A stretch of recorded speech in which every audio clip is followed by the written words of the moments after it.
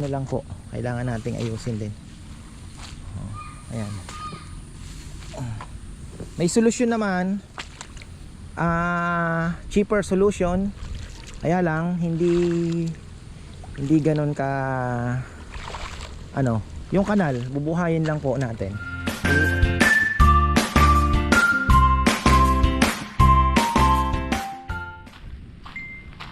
Ay, ayan, magandang buhay. Chicken natin yung ating, actually nagpakain na po ako aking mga alagang manok. At so far okay naman sila. Yun, may casualty tayong isa, yung nagka-cancer. Di ko naagapan. Kahapon pagtingin ko patay na doon. Tapos yung isang medyo may ano, hindi ko alam kung buhay pa, pero hiniwa ko yung pisngi niya, bilinade ko, pinalabas ko yung kuraysa. Kahapon okay pa naman at masigla. So ayan, ayan na naman po ang habagat. Hay, ito ang iniisip ko, ano kaya ang magandang gawin dito. Kasi sa totoo lang, hindi tayo pwede magparami ng manok pagka ganito po ang setup at wala tayong gagawin. Buti na lang nakita ko din naman agad, kasi talaga pong ano tawag dito, naiipon yung tubig dito. Kasi yung dono, di ba naglagay kami ng kanal, yung nga sinasabi ko kay Papayam, Papayam, parang yung kanal dyan, wala nang labasan yung tubig, ay ipon. Parang ano, ito po ay isang example sa nangyayari sa atin dito sa Pilipinas. Hindi natin pwedeng isisi lahat sa rising sea level, pagtaas ng tubig dagat. Nandun tayo. Pero ang pinaka main problem po ng pagbaha dito sa Pilipinas ay yung hindi na pag-aaralan talaga kung saan dadaan yung tubig na dating dinadaanan. Tapos ngayon yung may-ari binenta, dating swamp ni-reclaim, tinambakan, tinayuan ng kung ano-anong ng establishments, and then yung tubig wala na namang tatakbuhan. Syempre law of gravity, hahanap ng mas mababang lugar, hahabulin niya na ngayon, doon naman siya magpupunta. Kaya maraming lugar ang sinasabi na, oh, di naman kami binabaha, ngayon binaha na, kasi nga ganon. So gano'n to, yun din po ang problema natin dito, di ba? Alam niyo naman siguro yun. Pinapaba ko lang yung aking ano. Ayan, ngayon dito naman po ang ganyan ang problema namin, dahil nagkaroon kami ng kanal dito, kasi yung tubig galing dito sa taas, dito dumadaan. Ngayon yung kanal na ginawa namin dyan, mataas siya sa lupa naman dito sa ano. Ngayon ang mangyayari, syempre yung tubig na andito, naipon, ayun. Tapos yung doon pa, hinarangan din namin. Linagyan din namin ng tambak. Yung nagbagsak ng yung truck, linagyan din ng harang doon. Parang ginawang L yung tambak niya. Ngayon dito mas mababa, naipon po dito yung tubig. So solusyon, dahil nga may plano tayo ditong gawin, is magtatambak tayo. Ayan, unti-unti. So ang uunahin natin dito talaga, papaganon, papaba. Dapat makuha natin yung elevation na mas mataas dito, paganon. Lahat sa fish pan ang tapon. Tapos pagdating sa fish pan, ang tapon naman doon, meron tayong overflow doon, papunta naman sa irrigation na. So wala na tayong magiging problema dito. Ito lang naman po ang ano. Pero so far, grabe talaga po ang baha ngayon. Sobra, nakakatakot. Ingat po sa pagbili ng lupa. Ayan, pinapaalala ko po sa inyo. Ingat sa mga inalok na mura. Mag-ingat po kayo. At ngayon, kung may inaalok sa inyo ngayon, puntahan nyo na po ngayong nag-uulan. Lalo na kung yung lugar na yun ay talagang sabihin nyo na kasama po sa inuulan. Pasyalan nyo na, makita nyo po yung sitwasyon, para at least wag kayo magugulat. Let's say nabili na ninyo, magugulat kayo. Ganyan na nangyari sa bahay namin dito kay mama. So si Ate Timmy, ang sabi niya nung binibili, hindi ba umaapaw yung creek? Naku, hindi, namamatay na nga kanya. Yung creek po na yon maliit lang sa gilid ni mama, bahay niya. Ngayon, yun doon po dumadaan yung tubig na tinatapon galing po dito sa Arayat National Park. doon po dumadaan yung tubig na tinatapon, and then papunta na po sa mga irrigation din, sa mga palayan, ano. So first rainy season namin, nako, eto na, umaapaw pala yon. Ngayon dahil mababa yung lupa, binaha kami doon, naipon po yung tubig, pumasok. Ngayon walang labasan dahil mas mababa, limas ang nangyari. So ginawan po namin ng paraan, may pump kami, and then yung mga labasan po ng tubig pag umapaw na, may gate valve, sinasara namin. So yun ang aming ginawang solusyon. Pero pagka malakas po talaga, pinapasok pa din. Pero at least hindi po ganon kabilis nakakapasok yung tubig. So ayun, pag malakas po yung bagyo, talagang napapasok, kagaya nung ano bang bagyo yun, kami lang ni mama doon pumasok. Sabi ko, mawag ka na munang maglimas at hayaan mo na. So yun, dito naman awa ng Diyos, wala pa naman po.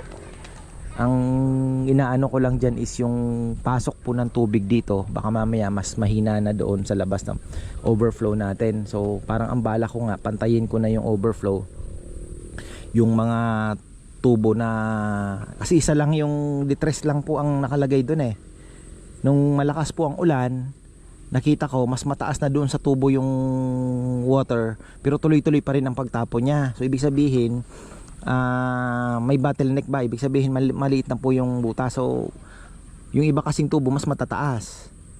So sa tingin ko mas maganda kung putulin na yung apat, pantay-pantay na yung level para lahat ng overflow do. Apat na butas po yung nilalabasan ng tubig. So ayun, ito po ay sa bagay hindi ko po alam yung mga manok natin, paano ko kaya, hindi ko din naman maayos pa to pagka ganito po ang sitwasyon, dahil kung lalagyan natin ng net, subdivide natin ito ng yung truck papasok. Ano pa po ito, makakapasok sometime March or Feb. March siguro, El Nino na nun, epekto na po ng El Nino, at ang projected ay the hottest year in the history of the world next year daw po. So ayan, yan pinaghahandaan ko na din. Wala naman tayong, anong bang magagawa natin dito is buti na lang kahit papano may irrigation tayo, na sana hindi naman po siguro matutuyo yan. Tapos ayun, yung bahay kailangan nating mainit total naka solar naman na, pabor naman sa electricity natin. So yan yung solar setup, kailangan pong ayusin at makapag-invest po sa bibili po ng, para may na po sa loob, centralized na aircon. Grabe din kasi init. So ayun ang kailangan pong pag-ipunan, yung aircon. And then tatanungin ko na kay Gian kung magkano niya ako i-charge kung mag-upgrade po kami ng ilang panels and then 2 batteries. Kasi yun talaga yung ultimate dream setup ko sa aking dito sa farm, sa bahay, na solar setup na I think projected is whole year zero. Kahit po maglagay tayo ng isa pang aircon na yung malaki. Kasi yung 24 volts at 24 watts kilowatt natin na maha-harvest, iipunin natin yun doon sa battery, and then so magkakaroon tayo ng apat, that is 48 kilowatt na po yung magdamag namin na i-consume. So most likely nasa mga 11 to, sabihin mo ng 11 hours sa gabi na na magagamit namin na galing po sa battery. And then yung matitira net metering na ang bahala doon, kasi may excess sigurado. Kasi kung makakapaglagay po kami ng counting panels pa dyan, marami po kaming may export pa, kasi 24 kilowatt lang naman ang kukunin ni battery, the rest tapo na naman sa di ba, i-export naman. Kasi kung ako, hindi na kami iniisip ko din kaya yung net metering inaantay ko, kaya lang marami pong proseso, inaantay na lang daw ang pirma ng mga big boss. So after that sir, okay na tayo. Sabi ni proseso lang talaga, no. Ngayon, di okay na.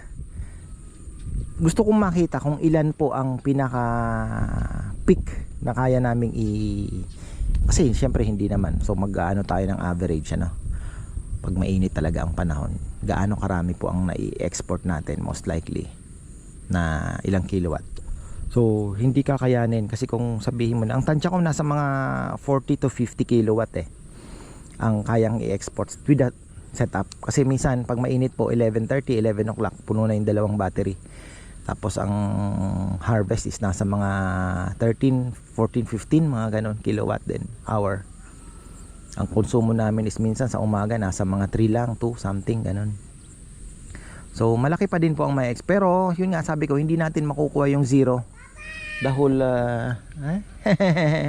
the whole year. Kasi nga parang kakapusin gawa ng ang bili po ni ano yan, ang bili ni Pelco ay 4 pesos lang. Ngayon po ay 12 pesos na yung per kilowatt hour namin. Baka magtaas pa, baka umabot pa ng 13 next year yan. So sana taasan din nila bili, malay natin maging 6 pesos, edi mas maganda. Pero kung 4, kailangan natin ng mas marami. Kung may matitira lang po tayong 20 kilowatt na excess divided by 3, nasa 7 lang, di ba? O less than 7, sabihin mo ng 6 kilowatt lang po ang kayang tablahin nun, kulang po. Wala tayong mapupondo para sa tag-ulan kagaya po nito na sunod-sunod ang habagat, sunod-sunod ang makulimlim. Hindi talaga makapuno-puno. So kahit kumuha tayo sa grid, meron tayong pondo na may pautang tayo, di ba? So yun lang po. Ang haba, grabe, 11 minutes na. Tingnan nyo naman, ganyan lang talaga tingnan nyo naman dito, ayan baha na doon, umapaw na po yung ating Poso Nigger. Ayan, dito medyo tinira talaga yung ayan po ang medyo talaga ito kailangan pag-aralan ito next dry season. So silipin natin ang mga alaga nating Nokman. Dapat pala kinain ko na lang yung mga itlog, inuto na lang, wala man pong napisa gaano, pinaguhulog na o iniwan na lang. Isang sisiw na mamamatay din na mahina ang napisa. So ayun, ang siste dapat talaga, so ibig sabihin kaunti pa po ang nangingitlog, kaunti pa lang. Itong mga choy-choy na to kailangan ko nang talagang mailipat na. Ayan po yung isang sisiw.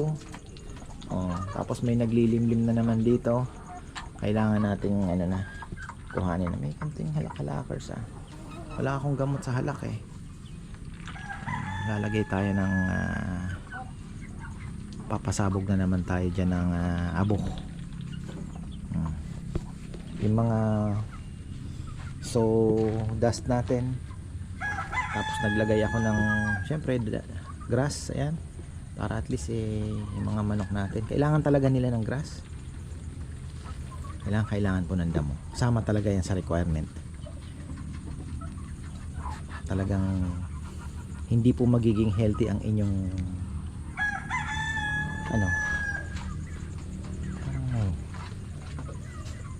hindi magiging healthy ang inyong mga manok nang wala pong mga grass na ganyan.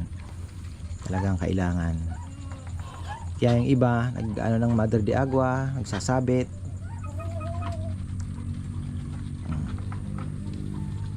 Yan, kinakain nila kasi kailangan nila, di ba? Yan po.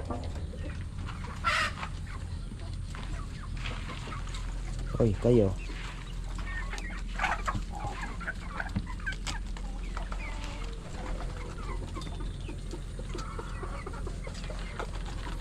So far okay naman, wala namang masyadong tayo nakikitang may sakit.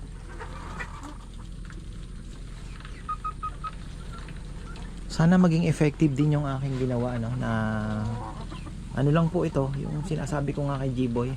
Sa kalapati hindi ko naranasan yung canker simula nung ginawa ko po yung oregano, bawang and luyang dilaw Hindi ko lang alam kung magiging effective nga sa kanila.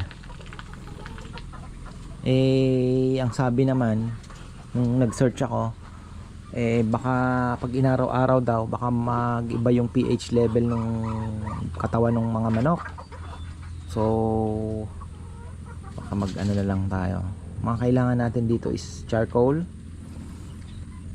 grass, at yung ash na yun pinapaligo-liguan nila para po iwas kuto. Yung ayan, yung ganyan. Napaka ano po sa manok yan, yung ginagawa nilang ganyan, yung nag-ano sila, ayan, yung ganyan. Napaka napaka vital sa kanila. Yun, aamoy kong mabaho-baho yung mga itlog na bugokers. Naalala ko na naman ang aking tatay. Sumalangit nawa ang aking mabait na tatay, pero naalala ko na naman siya. Naalala ko mga farmer kasi nung bata ako, ang dami niya alagang manok sa Bicol. Pero alam ko ang itlog na kinakain namin noon ay yung bugok, yung mabaho. Yun, karamihan. Buo yun, ang tawag namin sa Bicol niyan. Buo yun. Lundo ito So yun, buo yun mga farmer. Pag gusto kong kumain ng sariwang itlog, nanakaw pa ako sa kanya. Nakwento ko na yan Pag nanakaw pa ako, ang kasabwat ko si Mamin, yan, yung maliit po na babaeng matanda na namatay na din po siya last year. Mamin, namimiss ko tuloy si Mamin. Sisisi ako, hindi ako nakadalaw ulit, pero lagi ko naman pong pinapadalhan yun at kinakamusta. Last time nga, pinagawan ko ng salamin kasi malabo daw yung mata na. Pinagawan ko po ng salamin dun sa pinsan kong doktor, ENT sa Bicol. Minessage ko, sabi ko, Dok, pupunta dyan si Mamin, i-send nyo na lang yung lahat ng bill at pabayaran ko, ipagawan nyo po ako ng salamin. So ayun, si doktor naman 62 years old, pinagpahinga na rin po siya. Nagkaroon ng parang problema sa lungs, parang ganon. Yun po yung naging issue niya, lung cancer. Wala namang bisyo, napaka healthy living. Ayun po ang kaya nabawasan din yung ating pinsan Manoy. Grabe ang dito. So yan po ang mga kailangan nating ayusin sa dry season. Kahapon na andito ako. Ano ba yung mga ano ba yan? Isda? Ano ba yung mga gumagalaw-galaw? Uy, may kumakagat na. Langgam. Tapos pa tayo dun sa medyo mataas na. Ito lang, thankful tayo at ito lang yung baha dito. Hindi naman nakakaperwisyo. Future lang po, kailangan nating ayusin din. Ayan. May solusyon naman, cheaper solution. Kaya lang hindi ganon ka yung kanal, bubuhayin lang po natin. Uhukay tayo ng mas mababa na kanal dito. Yan, papunta dito sa sa pond. Kaya naman. Ito kasi tumaas na dito. Ito yung sinasabi ko. Ayan Ayan. Dito mataas. Kaya nung ginagawa ito, sabi ko patay, may ipon yung tubig. Walang lalabasan. So ito. Ayan, mababa. So pwede tayong maglagay ng kanal dito. Bubuhay tayo ng kanal. Tapon dito. Pero tingnan nyo, ang taas na rin ng tubig. Laki ng jaguar, grabe. Dalawa jaguar. Ayan laki. Ayun laki ayan.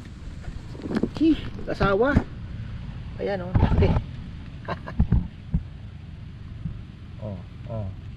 Di po tilapia yan, jaguar yan.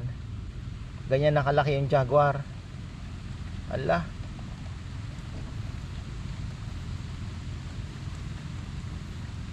Nakakchempo din tayo ng jaguar na malaki. Dami oh, mga maliliit. Laki ng jaguar ha. Siguro 5 fingers yan. Oh, yan po yung kalaban natin na talagang na ano. Tapos checkin natin pala yung bibi muna bago tayo umikot dong ganon. Bibi. Bibi. Yung mga papaya pa pala dito oh. Sobrang dami po kasing ano, di na nahakot ni Kong. Tinamad na yon. Sabi ko dalhin doon eh. Dalawa na ang naglilimlim. Si Brother Jonathan de Belen pa naman, may dalang itlog sa akin. White Muscovy duck from US. At sabi niya nga, bro, sana mapapisa mo. Tama-tama, may naglilimlim tayo.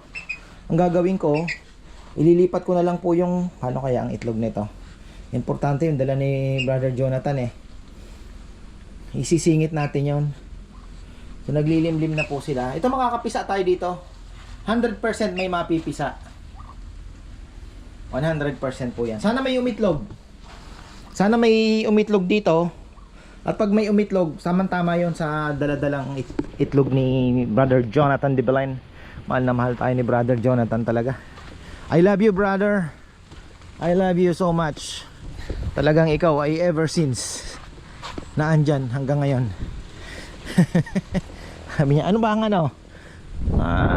Sabi niya, dala ko na itlog, subukan natin. Sabi niya, pinag-order siya. Ayan, pasalubong ko sa'yo. Ay, thank you so much. Ayan, ayan na po ang hangin. Wow, Chico na buhay pala oh. Nabuo yung ating Chico. Hindi siya malaki. Hindi siya malaking Chico. Pero at least namunga no. So ito na yung mga tukod na ginawa ni Kong Kong. Kulang pa rin ano. Kulang pa rin. Ano pa tayo. Kukuha pa po tayo. Ayan, tumba yung papaya. Kukuha pa rin po tayo. So ito, yung mga puso na ito, dapat binagyan niya na rin ng tukod. Pero kulang ata yung kawayan na binili ko. Prioritize niya lang yung mga puso na. Dami nang may puso. Ayan. Wow, hangin na naman. Ayan oh. Shoutout pala kay Ate Marisa Kristovich. Kailan yung uwi nyo ate? Kailan? Bising-bising ang aking ate ah. Hindi ko nakaka-chismisan eh. Ayan. Ito siguro mga this coming month, September. Yan po, ayan. Naku, si Jose Marichan pala ay lalabas na naman sa lungga. Last year hindi siya masyadong matunog gawa nung natabunan ni flood control na issue, di ba? So ngayon ewan ko lang dahil yung flood control ay tinakpan na. Silyado na. Ayaw na nilang pag-usapan. Ito ayan, maglalabas na rin yan. So may mga abangan pa pala tayo, dami pa. So ito dapat matukuran na rin po ito kasi kahit wala yung puso, baka mabagat, galing dito ang hangin eh. Kailangan may kontra tayo na ano. Tapos babawasan natin yung dahon. Ganyan na lang po ang diskarte. Wow. Ayan na. Mukhang maulan na naman. Ito yung inopera ko. Ang dami nating natanggal na ano, na mais. Kaya lang kumain naman na. Hopefully ayan oh, ngayon tinanggalan ko na naman. Tapos ginamot natin ang tilmoko. Hopefully makasurvive. Pero mas maganda po ang ano niya ngayon, ang pakiramdam niya na nakakain po siya ng maayos. Ay, ayan. So yan, okay na. May nakain ko na yung ano. Ito na lang, hindi ko pa napakain. Wala na kasi pagkain. Sabi ko pupunta sana ako sa kay G-Boy. May manghihingi na lang tayo dito sa dahil palang okra oh. Kasi sabi ko kay Mama Bet, huwag niyang palakihin. Mga Japanese nga, inaano yan eh, sinusukat. Sarap. Ang liya, pakain mamaya. Pakain natin yan. Ito, dito. Dami na nating sili.